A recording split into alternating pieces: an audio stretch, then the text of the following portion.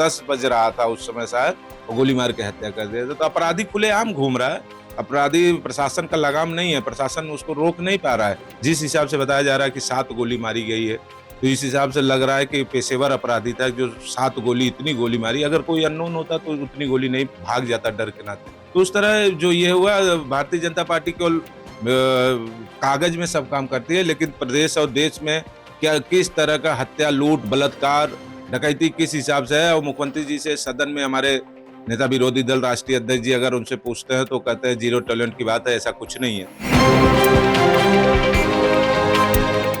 जौनपुर में बीजेपी नेता की हत्या के बाद अब समाजवादी पार्टी योगी सरकार पर हमलावर है। लगातार योगी सरकार पर सवाल खड़े किए जा रहे हैं। यूपी की कानून व्यवस्था पर सवाल खड़े हो रहे हैं। दरअसल 7 मार्च को जौनपुर में भारतीय जनता पार्टी के जिला मंत्री प्रमोद यादव की अज्ञात बदमाशों ने गोली मारकर हत्या कर दी गई। दावों के मुताबिक पहले प्रमोद यादव की गाड़ी को किसी बहाने से रोका गया।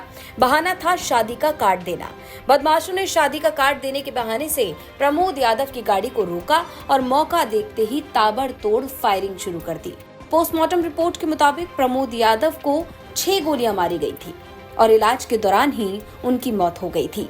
अब इस हत्याकांड के बाद बीजेपी सरकार पर लगातार समाजवादी पार्टी सवाल खड़े कर रही है।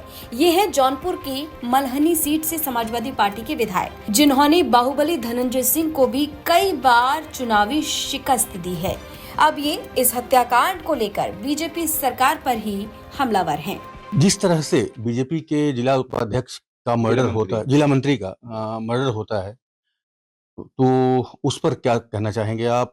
एक तरफ जो है वो भी धनंजय के काफी करीबी माने जाते हैं और अचानक धनंजय सिंह जेल जाते हैं, उसके बाद इस तरह का एक मर्डर होता है, तो उसको किस तरह से देखते हैं? अब देखिए, भारतीय जनता पार्टी के लोग जो जीरो टैलेंट की बात करते हैं कि प्रदेश में कोई ऐसा नहीं है कहीं हत्या, और लेकिन आप ये जीता जागता उदाहरण है। हम अपने जौनपुर की बात कर रहे हैं, कई ऐसी हत्या हो गई। अब हमारे फतेहगंज बाजार में कुछ दिन पहले एक सुनार की हत्या हुई थी। फिर उसके बाद उसमें अननोन लोग फंसाए गए थे। परिवार भी आज तक परिवार वो संतुष्ट नहीं है पर कि जो मुलजिम पकड़े गए हैं, परिवार अभी तक उस मुलजिमों से संतुष्ट नहीं है कि यही मुलजिम है। परिवार की जो मांग है, तो उस तरह जो ये हुआ, भारतीय जनता पार्टी केवल कागज में सब काम करती है, लेकिन प्रदेश और देश में क्या किस तरह का हत्या, लूट, बलात्कार, डकैती किस हिसाब से है। और मुख्यमंत्री जी से सदन में हमारे नेता विरोधी दल राष्ट्रीय अध्यक्ष जी अगर उनसे पूछते हैं तो कहते हैं जीरो टॉलरेंस की बात है, ऐसा कुछ नहीं है।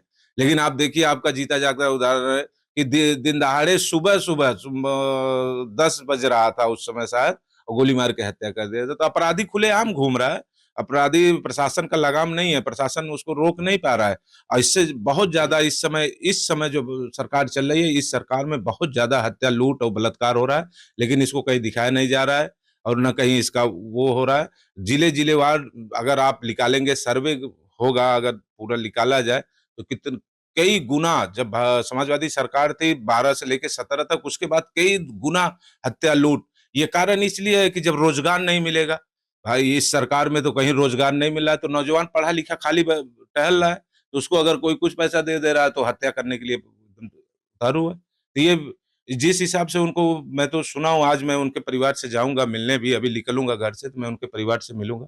जिस हिसाब से बताया जा रहा है कि 7 गोली मारी गई है, तो इस हिसाब से लग रहा है कि पेशेवर अपराधी था जो 7 गोली, इतनी गोली मारी। अगर कोई अननोन होता तो उतनी गोली नहीं भाग जाता डर के नाते। 7 मार्च को भारतीय जनता पार्टी के जिला मंत्री प्रमोद यादव की गोली मारकर हत्या कर दी गई। दिन दहाड़े हुए इस हत्याकांड ने पूरे इलाके में हड़कंप मचा दिया और साथ ही जौनपुर की राजनीति में मानो भूचाल आ गया। अब समाजवादी पार्टी दिन दहाड़े हुए इस हत्याकांड को लेकर बीजेपी पर हमलावर है। कई सवाल उठाए जा रहे हैं, कई आरोप लगाए जा रहे हैं।